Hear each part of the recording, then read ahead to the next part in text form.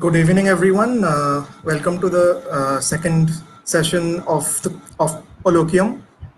Due to the current situation due to the COVID-19 issue all over the country, like we are forced to have it on this webinar.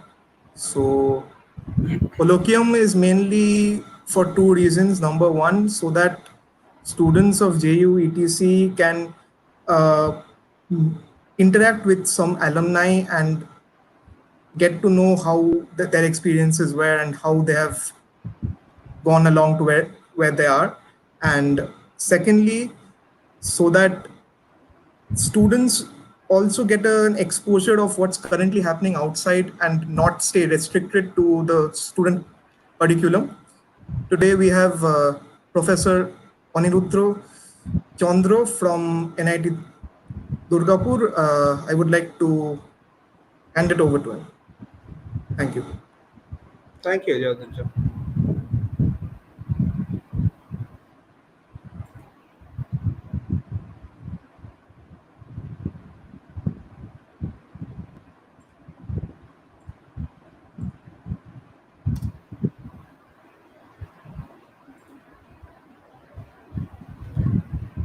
So, am I audible?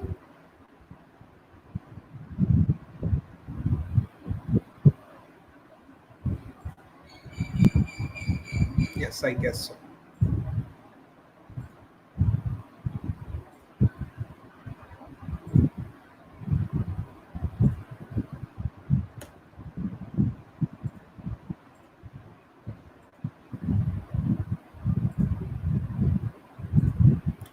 Okay. So, a very good evening to all of you who are here to attend this webinar.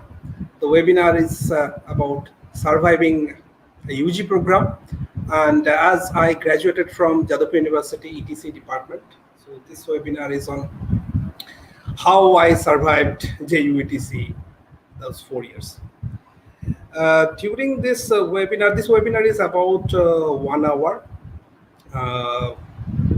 Probably we can wait for some time because it's not 6 yet. So let us wait for 1 or 2 minutes so that others can join.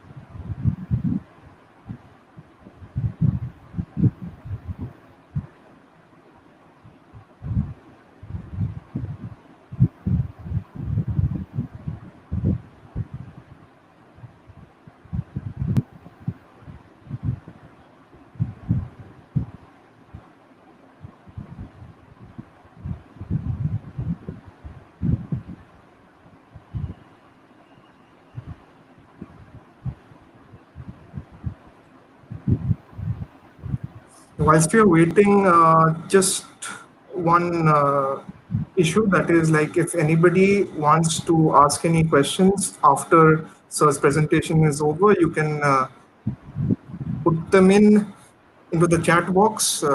We'll forward it onto the screen, and so we'll answer your queries.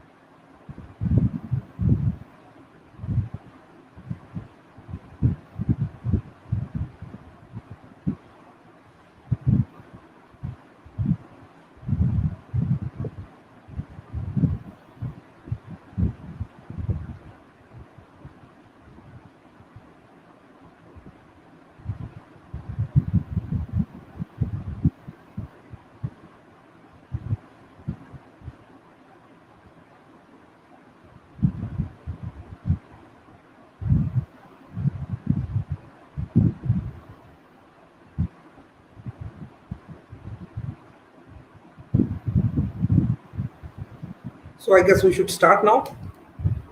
I hope some of you have joined. Okay, so before we begin, once again, this webinar is about surviving an UG program, especially engineering UG program. And as I passed from Jadavpur University ETCE department, so this is about what were the challenges and what we faced and somehow how we overcome. I will start with a simple story. When I was admitted in Jadavpur ETCE department, this was 1999, and it was the time for first semester.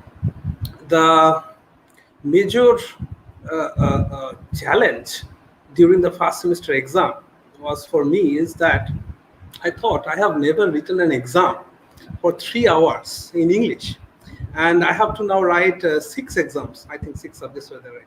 So 6 exams, each of 3 hours, and I have to write continuously in English. My vernacular was obviously Bengali, so it was a big challenge. So I just remembering those old days, like what were the challenges? Probably those challenges might have changed a little bit, but some of them remain the same. So on that line, we will start with this webinar. The webinar is about for 1 hour, and here we are trying to answer 4 WH questions, as they say in the grammar books. The first WH question is why, like why we are here. George have already said that why we are here. So I'll be again repeating some of his words, like what it is all about, and then after why we are here, who am I, like to speak about it, a little introduction of myself. And after we ask and answer the questions why and who, then we will go to the most important part of this webinar, that is how. Like how I survived the Jadavpur University. And then what we do now, the last WH question. And on that note, we will be ending this webinar. So let's start. As we said, the first question is why. Why we are all here today? Well, we are here to make Jadavpur ETCE great again. I have taken this from obviously the famous slogan by Donald J. Trump. But we all know how much US is now great. But anyway, so we are here to make Jadavpur University ETCE department great again. So is it not great? Of course it is. It is not going to be great. Yes, it is. But only thinking does not help. We have to make it in action. So what are the actions we expect from the current UG students, and how you can take the department forward? So a bit more detailed analysis of this why thing. First of all, I would like to thank JU Colloquium Group, who have come forward with this wonderful approach. They are inviting various alumni members who are going to speak about their experience, their ideas, and their visions about how to go forward. The undergraduate studies, I also say to my students, that is, you are within a protected bubble. At NIT Durgapur, we have a big fence around our campus.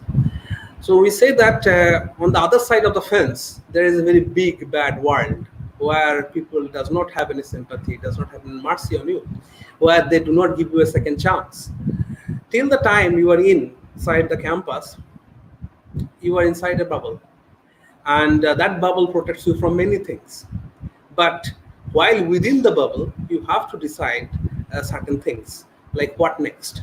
Are you going to join a job, whether it's going to be a core job? For EC people, it's a big choice because some of them think that they have not taken computer science and engineering, so why they are going to join software? But again, anyway, these things are kind of the difference between core and software fades away after a few years. Then the second thing is if you are thinking of a core job, whether to join a telco, that means telecom companies, you are specializing on communication, or in the radio frequency, like more microwave and so on, or the VLSI, like the circuit components, which one? Which one is probably going to have better future, or which one matches with your interest? So these things you have to decide before you go out from this bubble. Then some people also think about what next, like they want to pursue higher degrees, whether it's going to be a tech degree like MTech or ME, or whether it's going to be a management degree like MBA or PGDBM.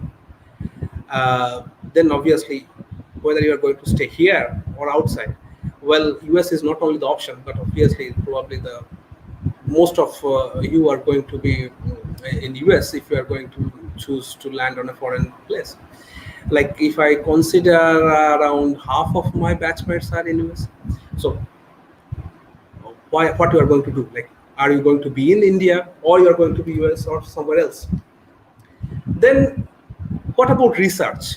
Like, is it at all possible during your UG days to conduct research, or you are going to wait for some time, or maybe you can cook up some basic thing which you can carry forward in your master's or your PhD? So all these things you have to decide while you are inside the bubble. So that makes the initial tone of this lecture, surviving JU ETCE. You are inside a bubble, but you have to remember that it's a bubble ultimately. So before the bubble blasts out, we have to make proper strategies so that you are equipped to face the big bad world outside the bubble. The next question that I want to answer in this webinar is, who am I to talk about this? Of course, I'm an alumni, as Joyadruta said. I joined Jadavpur ETCE department as an undergraduate student in 1999. I passed in 2003.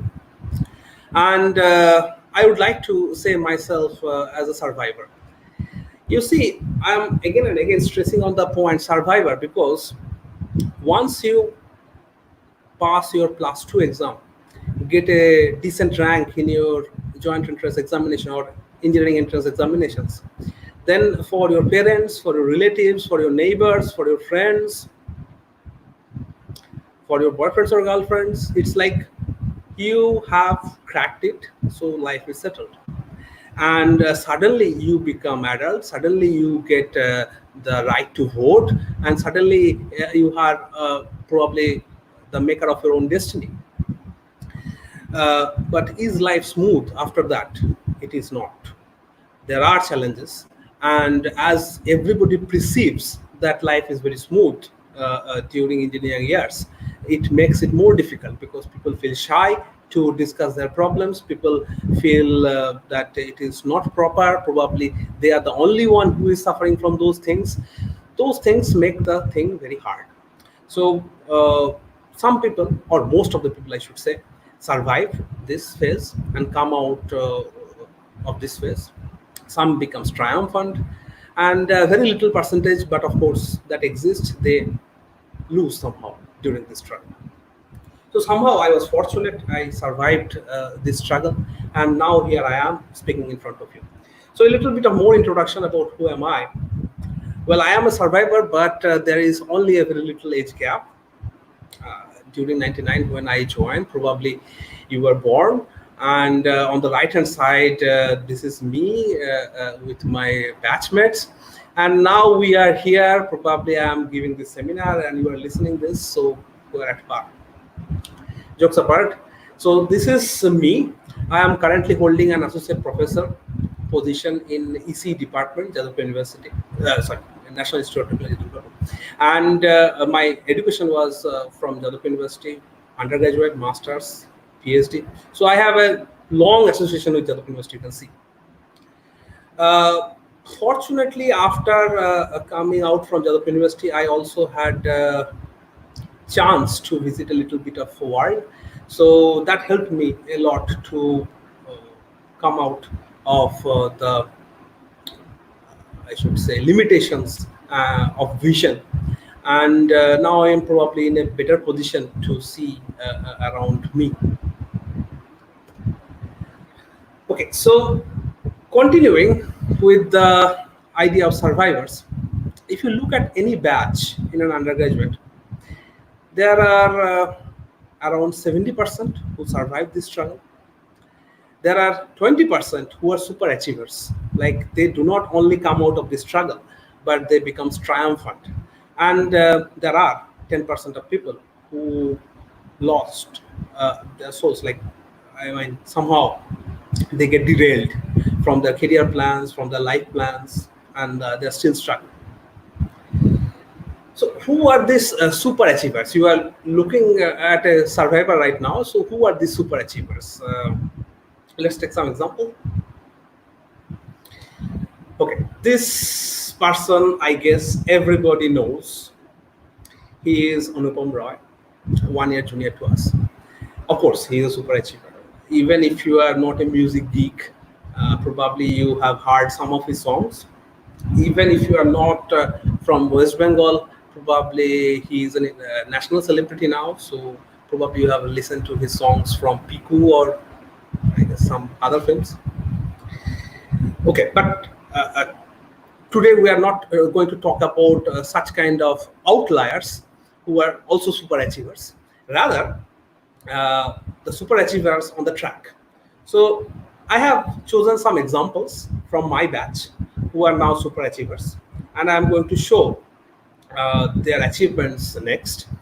This is somehow to inspire you that they share the same department, they share the same professors, they share the same equipment, same lab, same hallway, same corridors, everything.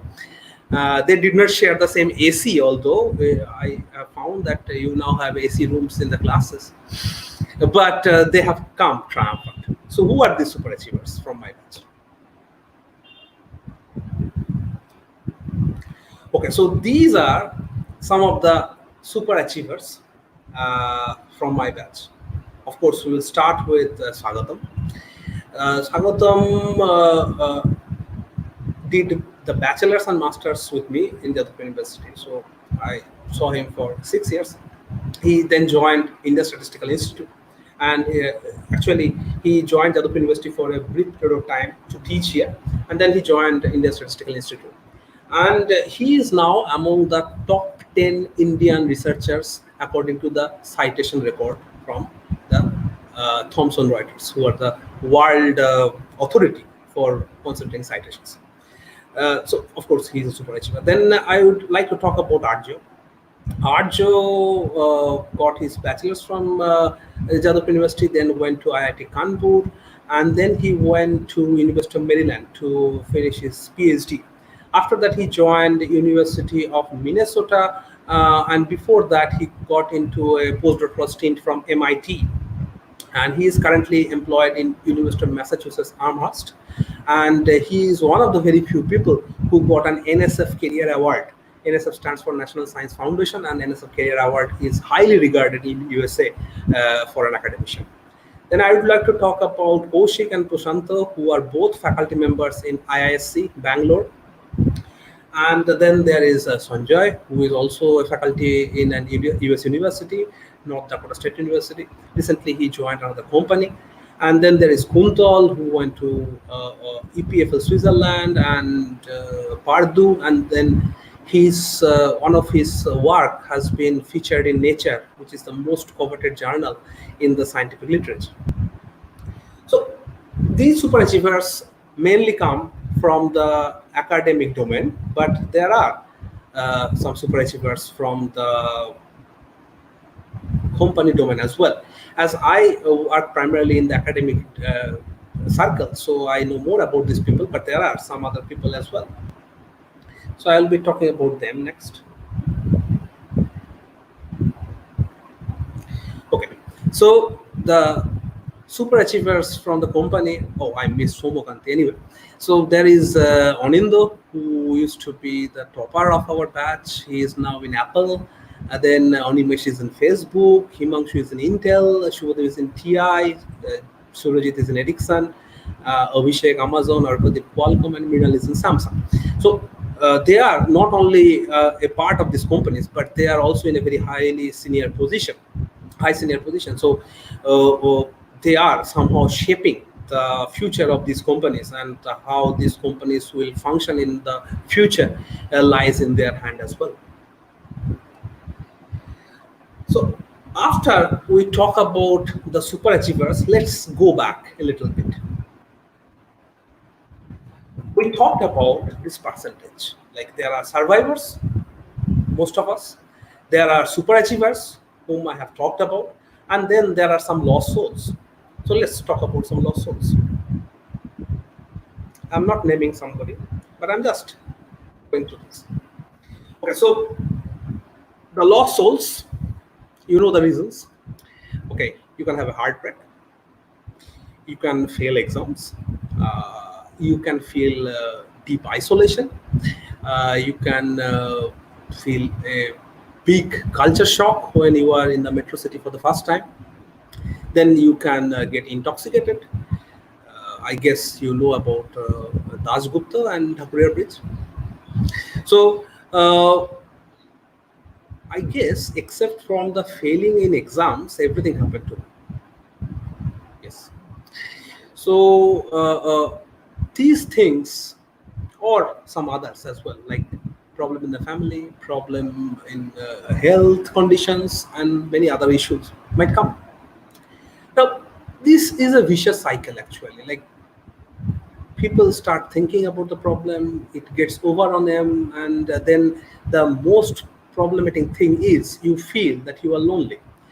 You are only suffering this problem, and none of the people around you are having the same issue. Things becomes worse and worse, and some people get completely derailed. So I know some of them in my batch as well. Is there any way to get out of this? Yes, because as I said that I also had many of these things. Fortunately, whenever you have gone into a depression cycle, there will be always someone whom you can speak for hours, who can be on your side. It can be your parent, it can be your soulmate, it can be anybody else, it can be your friend. And they will help you come out of this most of the time. So there will be a situation where probably you can sit with your friend and talk for hours after hours, a big field in front of you, nothing disturbs you, and probably you get out of it.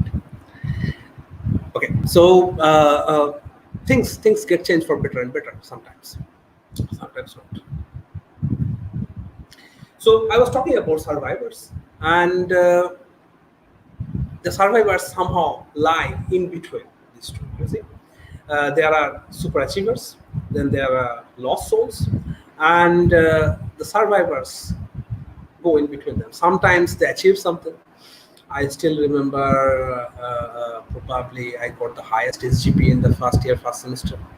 So that was my moment of super achievement, but it never appeared again.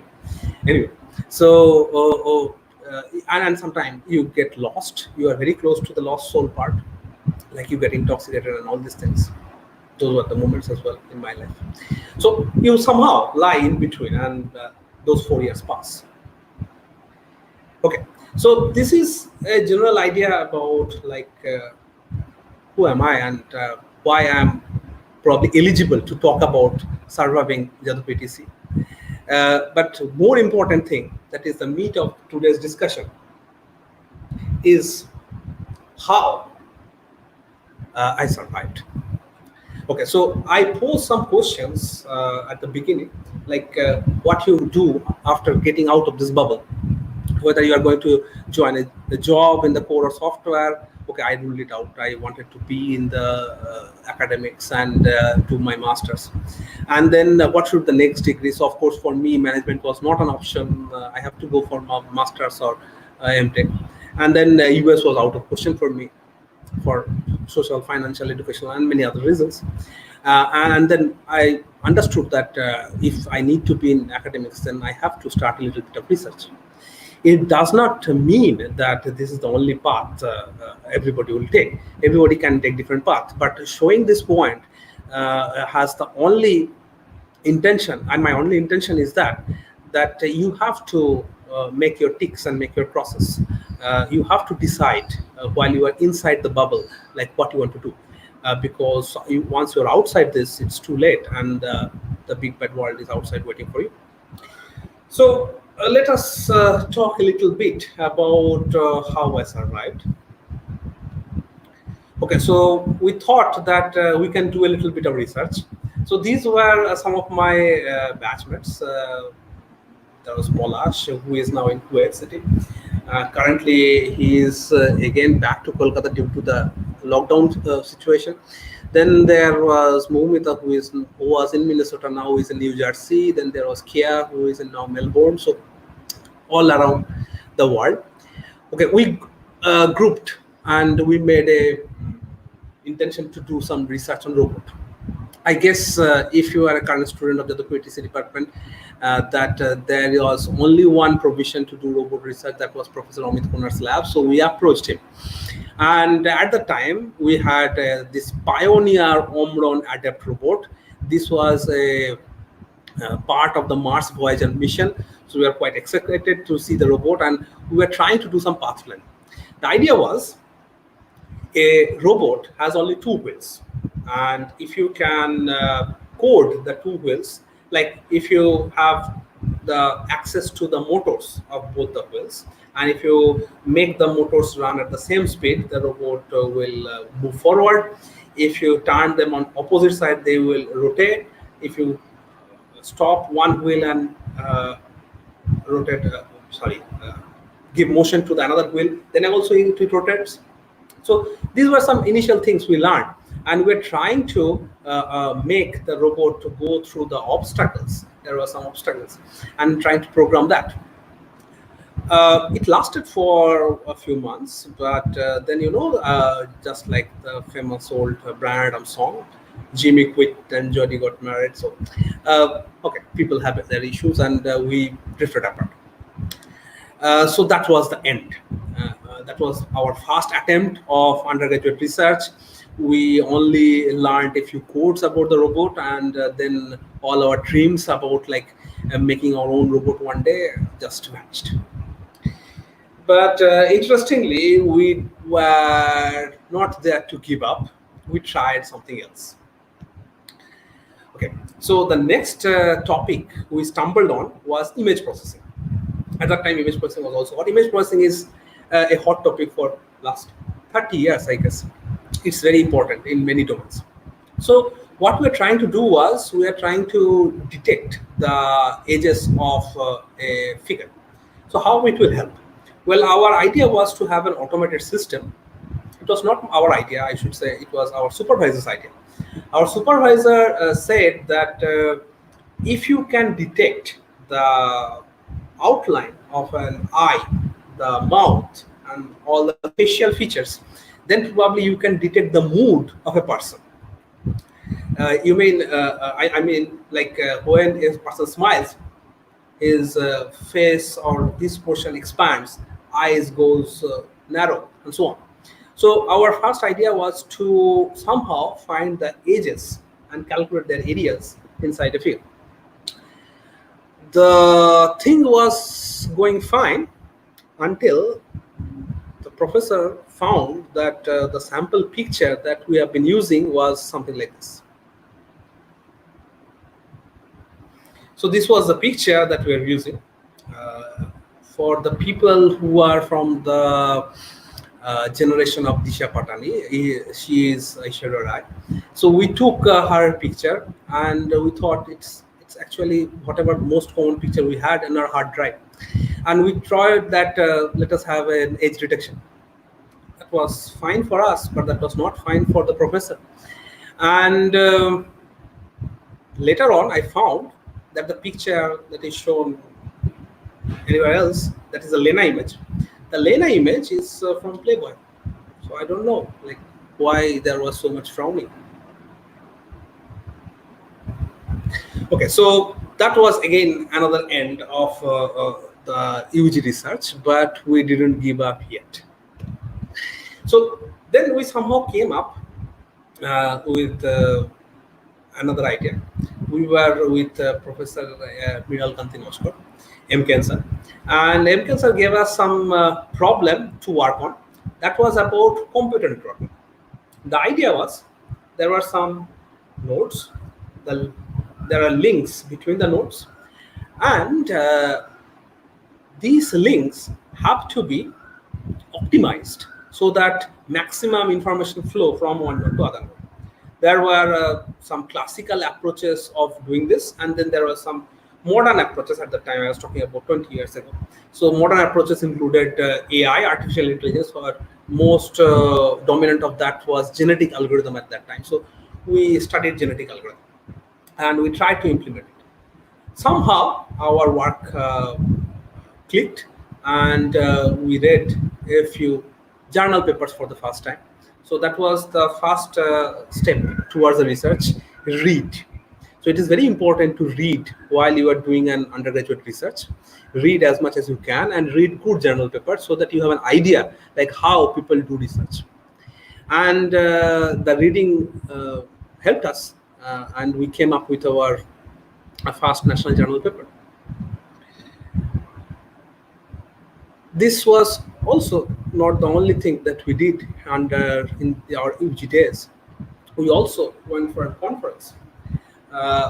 We came to know that there are some academic conferences all over the world, and people present papers. We didn't have an idea. We wrote something on optimization and submitted it. It was in Kathmandu, Nepal, and we didn't have money to fly there. So we took a train, Mithila Express, to the border, and then we took an overnight bus to reach Kathmandu, and somehow we were there, and we were presenting. I still remember that was my first presentation, and I was fitted with a mic here, and when my presentation was over, I was so overjoyed, I came back with the mic to the audience seat. And when the next person came to present, he was searching frantically where the mic has gone. And then I suddenly spotted it on my backside, and then I handed it over. So that was somehow my first presentation. But the exposure that I got while I was there in Kathmandu was enormous. On the bottom right side of the screen, there is a picture of UB Desai. He is now director of IIT Hyderabad. Professor UB Desai had a wonderful presentation in that conference. And for the first time, I understood what a presentation should be. Sometimes nowadays, people say that my slides are not that bad. Now I give that entire credit to all these people whom I have listened to, because there is no guideline and no tutorial can ever teach you to make a nice presentation, to make your public speaking better. It is only when you hear them and you make your presentations, speaking, communication better and better. So for me, it was the turning point when I heard the lecture from UB Desai.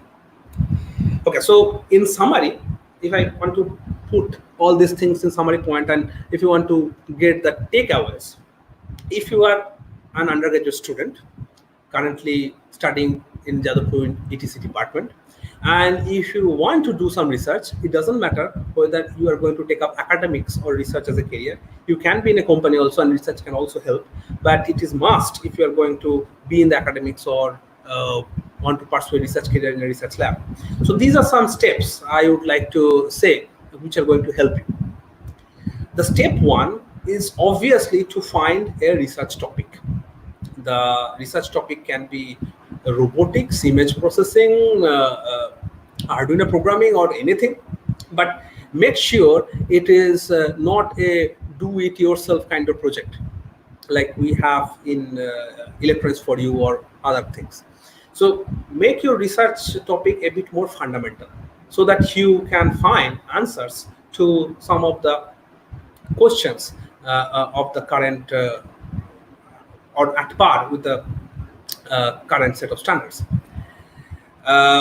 When is the good time to find a research topic? Well, you have to start early because there is not much time and you have to read a lot. So if you're in the fourth sem, I think it's fine. You can start later, of course, but sooner you start, better it is. But I don't think when you are in first year or something, you have gone through even through the basics. So probably second year or the end of second year is the optimum time when you start. Uh, uh, you already have some knowledge about basics of circuits and other domains, and you can probably read a few courses earlier like digital communication or microwave and antenna or VLSI, so that you can do a better research. So you have to be somehow advanced and read the things beforehand while you're in fourth semester and try to find a research topic. Once you broadly identify your research topic, like you want to do something in microwave or antenna or radio frequency or VLSI or circuit systems, then the second step is to find whether the topic is good enough, whether the topic is very broad, because VLSI suppose is a very broad topic. Even if you take an example of say CMOS circuit, then it's also very big. So maybe you are trying to focus your research to a narrower domain. Maybe you want to design a power amplifier based on CMOS logic with some specific constant for a typical application. Now, for narrowing down your research, you need a mentor. And it's a good idea to have an external mentor. Like people go for summer interns in IITs and many other places. It does not matter whether you get into an IIT or somewhere else. All the institutes are quite have capable faculty members. You have to find a faculty member who is in line with your topic. So they can serve as your external mentor. And as important is to find an internal mentor.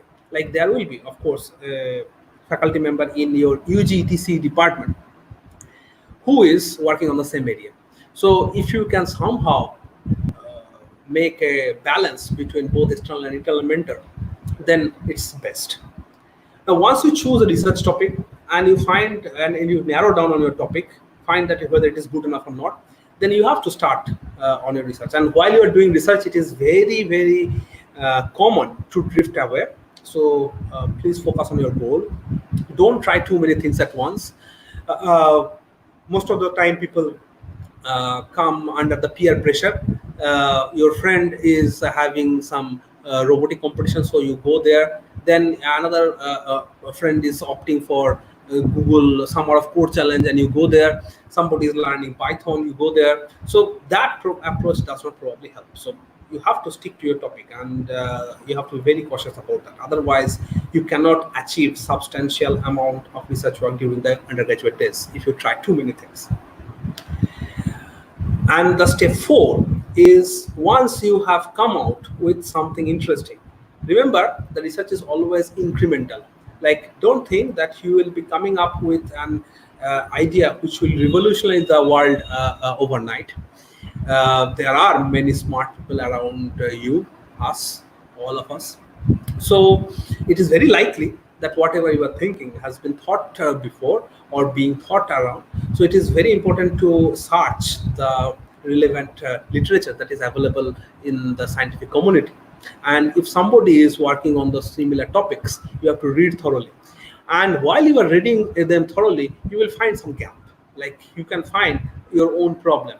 There might be some scope of improvement. So work on those improvements. That can be a very small amount of improvement, delta amount of improvement, but that delta is good enough to do research. So once you get your own delta and you know that it is interesting, people will be interested to read about it, then let the world know. How? Well, you have to come out with some publication.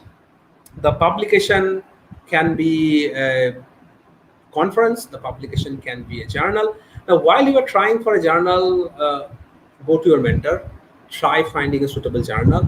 Your mentor probably will be telling you that whether the scope of the journal matches with your work, whether the publisher is reputed, whether the journal has an impact factor, which is somehow the prestige of the journal it determines. And it's a good idea to target the special issues of the journals. Those special issues have a time-bound review time, so you can get your paper published. But remember, the whole process cycle of getting a journal paper may go as long as for 2 years. So it is highly likely that you submit your paper in your 3rd year and you publish the paper when you are almost graduating. So it's very common. But actually, it's not very common to get a journal paper in your UG days for this reason only. So if you can get it, it's fantastic. And if you are trying to opt for a master's in a foreign university, just write on your CV that you have got a journal paper and see how much recognition it brings to you. If you are thinking about quick publication, conference is a good idea. But of course, again, I will stress on journals. But if it does not work in journal, then probably you can try for conferences. But for that domain also, you should target the premier conferences or the portfolio or flagship conferences, like for example from IEEE.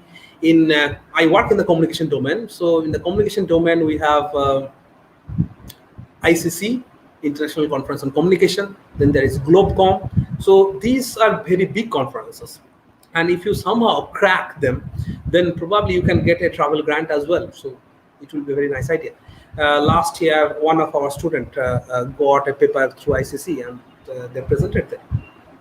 So these are some takeaways of UG research. To remind you once again that you have to first find a research topic, then you have to find a mentor, start working on this, and once you have done substantial amount of work, the most difficult part of the work comes, which is the writing part. People think that writing is very easy, and once the main job is done, probably writing will take only very small time. It's not the case. It's like 30-70 rule. Probably the 30% of time you will be spending on doing your research work, writing codes, getting the simulations, getting the graphs, plots, etc. And the 70% of your time will be required to organize it in a very convincing manner so that others can understand, others can go through. The next slide actually tells you about the steps of writing a research paper if you are in that art. Well, when you are trying to write a research paper and in your first draft, you should focus on models, because that is the easiest part you can write on. You know what were your designs. Then you should focus on the results that you have got. Then try to discuss the results and finalize this part. And there will be a part called introduction and conclusion and abstract, which you probably cannot do well in your first draft. Make it rough. And then try working on the literature survey, like what people have done on this topic. So go through the related research papers again and again, find how you can improve your paper, go to, if required, go to your model, do the simulations, do the experiments once again, write the discussion once again, and go on and for sometimes. This whole thing takes multiple revisions. The cartoon here is one of my favorite. It's from PhD Comics. Here the scholar is going to the professor and asking for the revisions, and you see what happens. Well, this is actually the case that I faced with my first paper. We are working with Professor M. K. Nosko, and I'm very much grateful what he have done to me. It was an 8-page paper, and at the time it cost around 5 rupees to get a page printed, and he always preferred printed pages.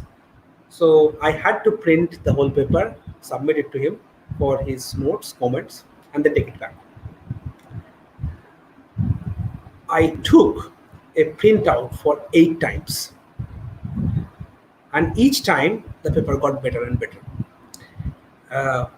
But at the time I had no idea about this, so when I was doing it for the 8th time, I thought that let it be. If it is going to please him, then fine. Otherwise, I will just give it up. Fortunately, we didn't give it up, and that gave me my first journal paper. So my point is, like, you have to have a mentor who can spend that much time and who can go through the revisions and who can teach you the art of writing a paper. And it is very important if you are going to stay in the academics or in the research. So we have almost completed the research part and how I survived. Well, we had our lows, we had our ups,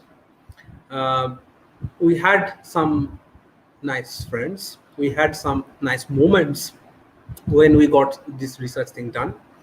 And actually, during that time, we could not realize the joy of doing some research. We got it much later, and still we cherish the moment. So once we have done through this, let us now go to the last WH question, which is what? That means what we do now. Well, we had a talk with the Colloquium members, and the Colloquium members said that these webinars are about to inspire the young minds. So far I have talking about my own experience. Now I will be talking about the work that we do now here at NIT Durgapur. This might give you some inspiration of doing the work in a related field, and probably some of you might be doing work in the related domain. The description in the YouTube link says that I am about to talk about 5G and other things. Well, 5G is a very big thing, so I'm not an expert in the 5G, but my work is related somehow with the 5G. More precisely, we work on millimeter wave and vehicular communication. So I'll be trying to tell a little bit about the work, and from this point onward, this discussion is going to a little bit technical. So far, there was no technical discussion almost, although it's from an engineer to an engineer. So let's try to somehow compensate in the last part of this webinar. So here we are on the question what do we do now? So as I said, we do a little bit of 5G research, but our main concentration is the millimeter wave part in 5G and how we can do it in vehicular communication domain. So let's start a little bit with 5G. 5G is not a fictitious thing anymore. Rather, 5G is already here. So this slide shows you the current situation of 5G implementations around the world. Many countries have already got commercial 5G implementations. They can enjoy 5G network. Sorry. Around 45 operators around the world have launched 5G services. It includes EE from UK, like Vodafone in Spain, and so on. And there are 40 plus original equipment manufacturers who are coming up with 5G phones. And then there is a vast number, over 340 operators in 115 countries who are either testing or in the development phase. In India also, we are having a development phase, and we are doing a lot of 5G work. So what aspect of 5G attracts people most? The aspect of 5G that attracts people most is the data rate. 5G is all about like higher data rate. Of course, it's about many things else, but the first thing people want to notice from their 5G handset or 5G smartphone or 5G connection is how much data rate it can support. On the left hand side of this slide, we are showing the test results from Ookla speed test. Ookla is somehow like the benchmark for how much data rate a person can experience, and it is showing 980 Mbps, which is around 1 Gbps in mobile phone in 5G services. That is available through EE Mobile in UK. It's in the streets of London, and it was done just before the lockdown. So this is the data rate we are talking about in 5G. Forget about kbps, forget about mbps. We are entering the world of gbps, and it is not a fiction anymore, it is reality. And in India, of course, we are sure that within 2 or 3 years, people are going to have 5G services. The only thing that is hindering is that people are not ready to pay the prices. We at India are sucking at telecom. We pay the lowest average revenue per user. We are accustomed with 1 paise per minute kind of tariff charges. So operators are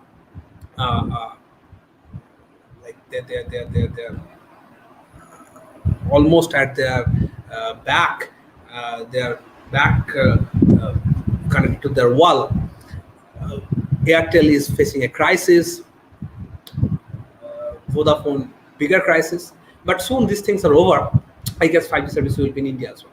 So back to our discussion, like 5G is about higher data rate, and what we need to do for this higher data rate. That will give you some idea like why we are doing it in millimeter wave and so on.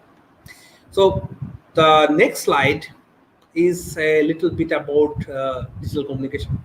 So if you have gone through digital communication, if you're in your third year and fourth year, fine. If you are not, the slides which are going to follow are not going to be so much demanding. They will have 1 or 2 equations, but that's all. I guess everybody can understand it. So we will start with a very simple equation, that is the data rate for noiseless channels. In reality, the channels are noisy, the things are a bit difficult, but we avoid that for this simple webinar. So I was talking about 900 Mbps, that means in the Gbps rate. 5G actually promises 10 Gbps, and then I'm talking about the data rate. So connecting data rate with bandwidth is this equation. This is Nyquist rate, which we all read in our digital communication course when we discuss intersymbol interference and other things. Then we can relate the data rate with the bandwidth. The relation is the data rate is equal to twice of the bandwidth, of course, considering ideal pulses and so on. But anyway, but because this gives you an idea. Also, this is also for binary pulses. If you use AMRE pulses, the equation changes slight. But what these equations are introduced to give you an order, idea of order, how much bandwidth you require to support 10 Gbps data rate. Well, if you're using 10 Gbps and you are using some advanced modulation like 16 QAM, the bandwidth that you require is around 1.25 gigahertz. So even if you do not understand anything in this slide, doesn't matter. You have to focus on the bandwidth. Like you need a bandwidth of 1.25 gigahertz. And this bandwidth you have to reserve for a data stream. And if you are going to set your center frequency very low, you do not have enough room for this. So this slide shows that if you are having a signal whose spectrum is shown with this blue trapezium, the blue trapezium, its center is of course the center frequency. The x-axis is the frequency axis. Now, when you try to put the blue trapezium more close to zero frequency, it is not possible if the center frequency is very low, because then you have this overshoot, this red position, like you cannot fit the spectrum there. Also, these low frequency bands are overcrowded. Already there are some applications who are using this. We have commercial radio broadcast, low frequency satellite, other mobile frequencies, and so on. Even your TV remote, which works in 2.4 gigahertz, interfere with this 5G signal. So if you want GPS kind of data rate, then you have to shift the blue trapezium from 0 to the higher scale, where the center frequency should be much, much higher than 6 gigahertz. And once you are in that domain, you are in the millimeter wave. So in the next slide, we are trying to tell you a little bit about what is millimeter wave and how it is related to 5G. Well, we introduce again another very simple equation which relates the speed of a wave with frequency and wavelength.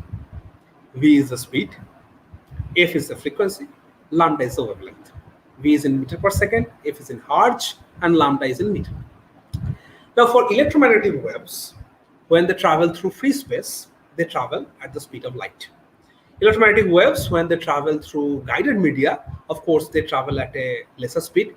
For example, if you take the RJ45 cables, that means those Ethernet cables which connects to your desktop, to a router or to a connection point on the wall, there the speed is 60% of speed of light, roughly.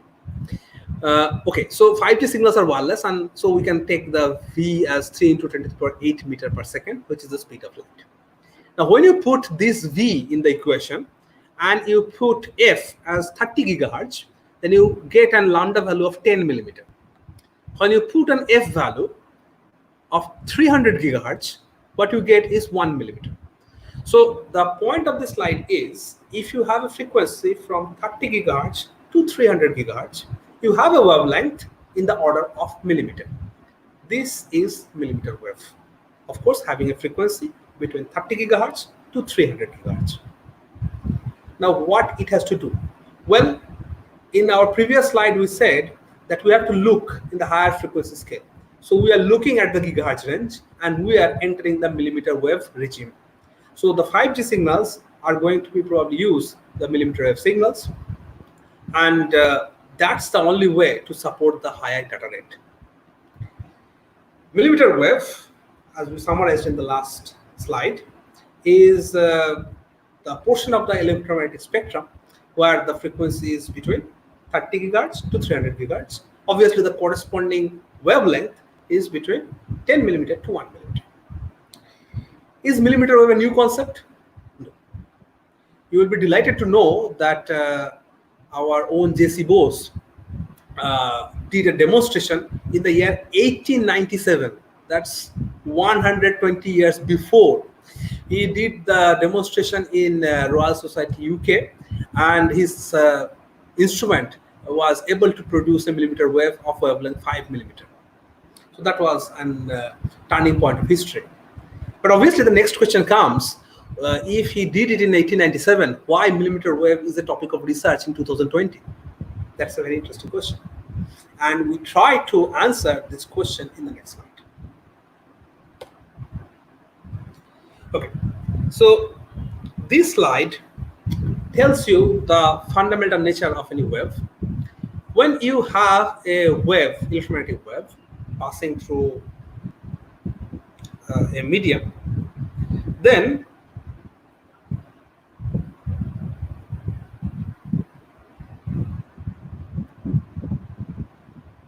sorry. Okay.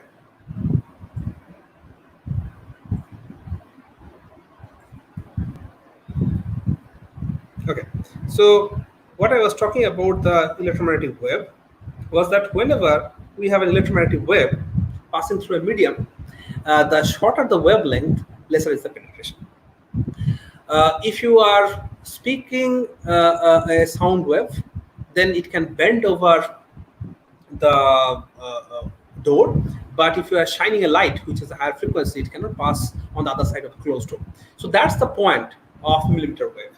Like, you cannot have a very high coverage area. So this slide shows, like, if you have a 700 megahertz signal for a wireless signal, then you can have a 10 kilometer area covered by a mobile tower, which shrinks to only 150 meter for millimeter wave.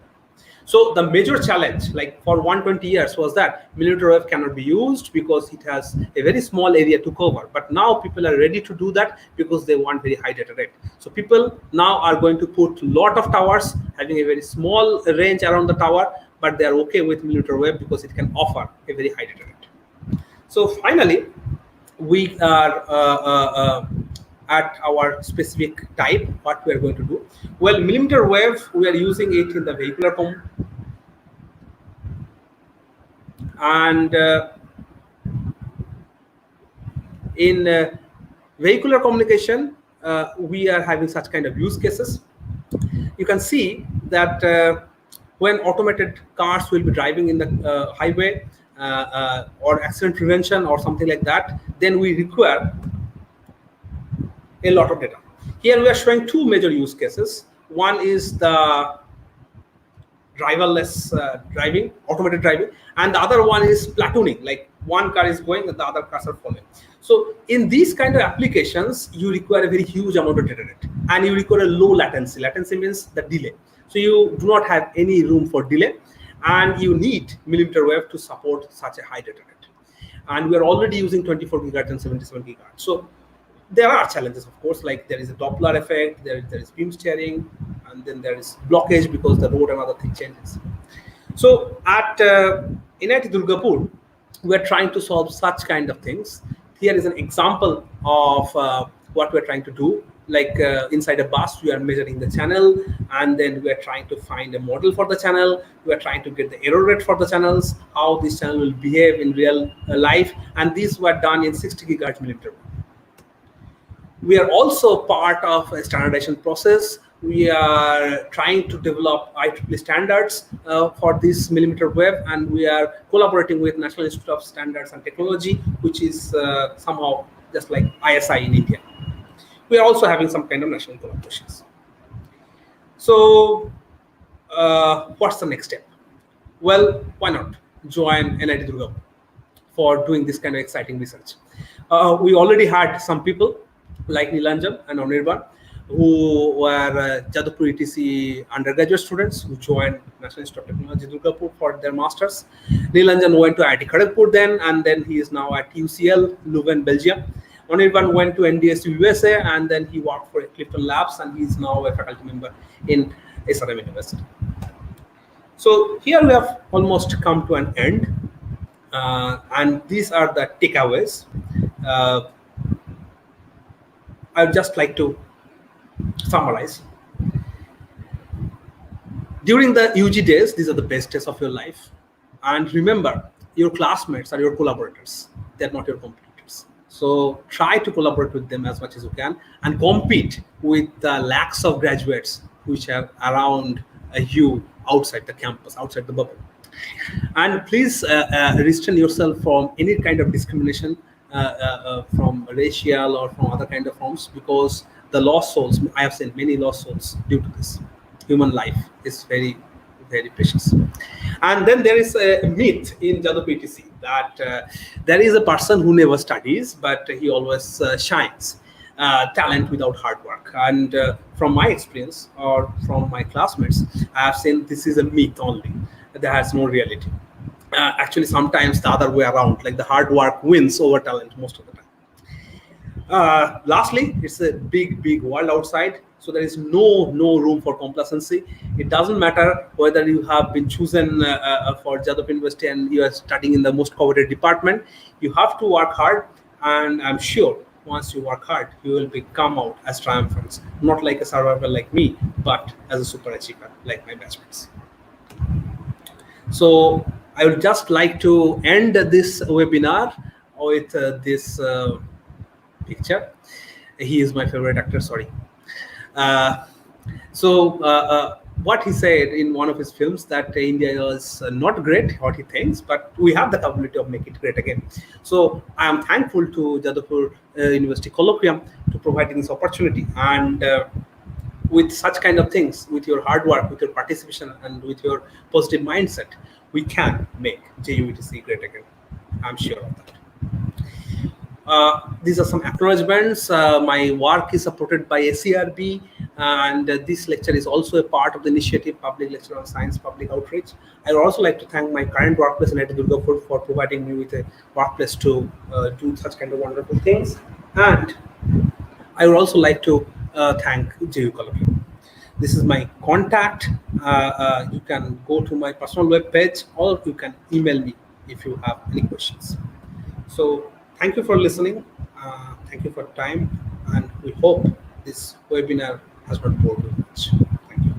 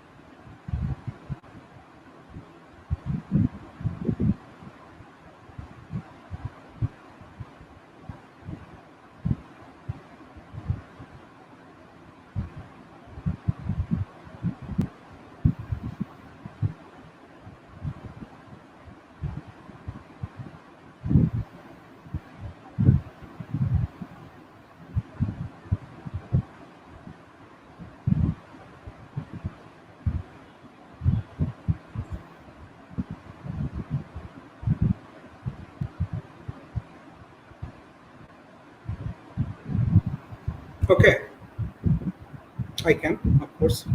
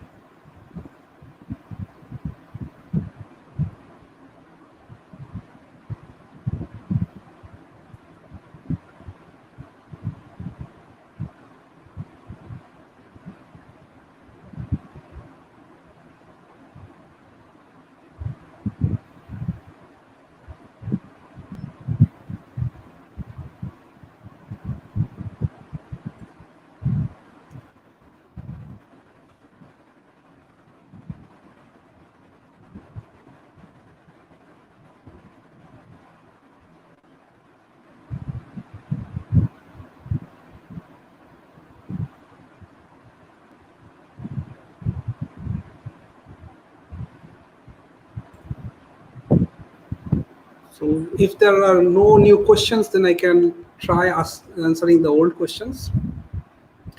Uh,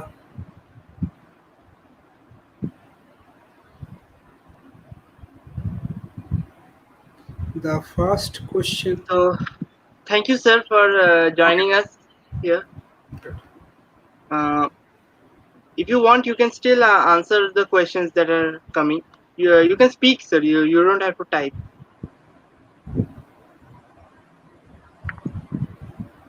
So, can you listen me, Yes, yes, sir? yes, yes, yes. I can hear Yes, you. sir. Yeah, sir. So you can answer those questions if you want, if you have time, sir. Sure. Okay, so the first question is about graphene processor. So, of course, I am not an expert in VLSI domain, or I do not work in that domain. But what I understand is the graphene processor has a application domain in quantum computers, and quantum computers are going to be a very big thing in next 10 to 15 years. One of our past undergraduate student who is now working at Georgia Tech. She is actually the recipient of Microsoft's 10 fellowship all around the world on quantum computer.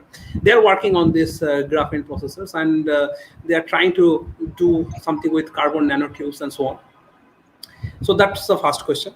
The second question it was about, I think, signal processing. Well, yes, you need to learn a few of digital communication and digital signal processing things. Uh, you can see a good book which is offered in your semester or higher semester, and then you can read some topics on a particular domain. And but before that, you have to search a topic on the signal processing, like what aspect on signal processing work on. Maybe you want to work on acoustic signal processing, and you want to separate music signals from a myriad of mixture. So for that, you need to learn about those particular things like Gaussian modeling and Markov modeling and so on. The third question was about image processing and signal processing. Yes, they are very much related with each other. The same kind of transforms. I guess you have read about Fourier transform, Laplace transform, and all these kind of transform in mathematics. They are very useful in signal processing.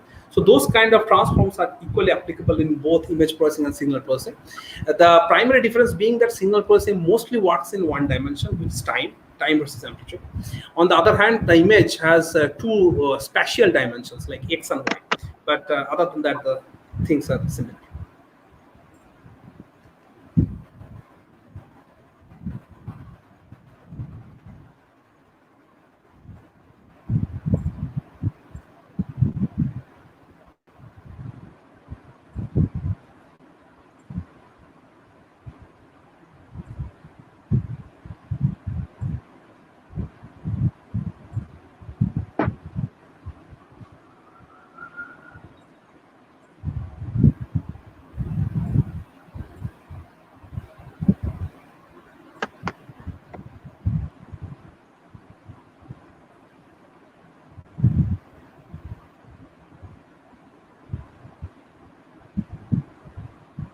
Okay. The last question is about from Debangi, right? Thank you. So when you are trying to find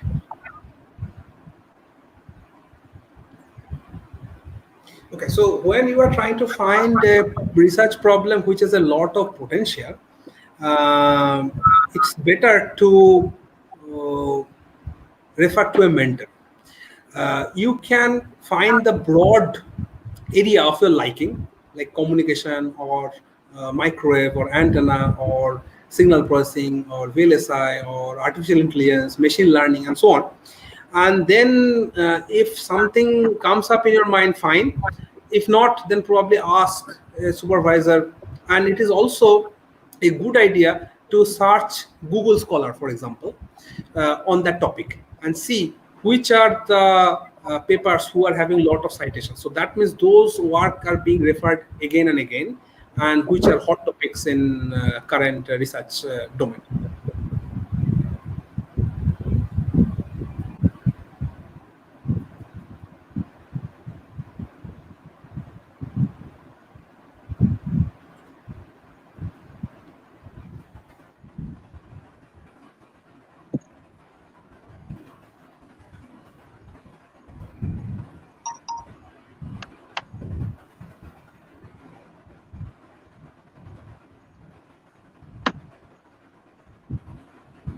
So, sir, I think there are no more questions left. So, should we call it an end here?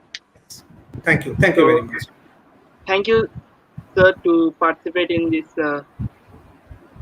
lovely talk. I hope we can be connected. Thank you, sir.